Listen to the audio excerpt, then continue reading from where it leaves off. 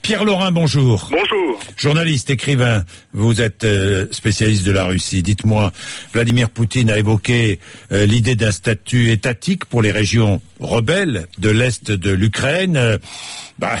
Il a toujours prôné une fédération de l'Ukraine, c'est-à-dire des régions de l'Est de l'Ukraine qui seraient autonomes. Oui, tout à fait. Je crois que c'est simplement la continuité de la logique de Vladimir Poutine depuis le début de la crise.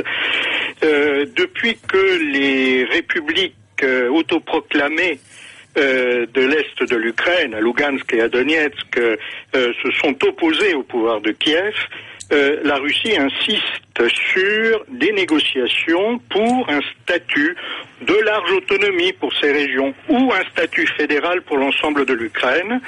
Et visiblement, depuis le départ, Kiev ne veut pas du tout de cette option, ce qui explique l'offensive que le gouvernement légal appelle antiterroriste, mais qui en fait est une véritable offensive contre des villes qui ne réclament finalement, qui ne réclamaient au départ qu'une large autonomie.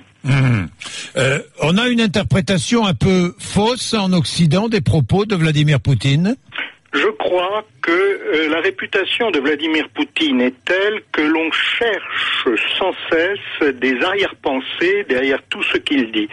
Or, les choses sont, semble-t-il, beaucoup plus linéaires depuis le départ. On voit très bien quelle est la position de la Russie. Cette position n'a pas varié et il est tout à fait compréhensible que la Russie défende d'une certaine manière des populations qui lui sont proches, en tout cas d'un point de vue diplomatique. Merci Pierre Laurin.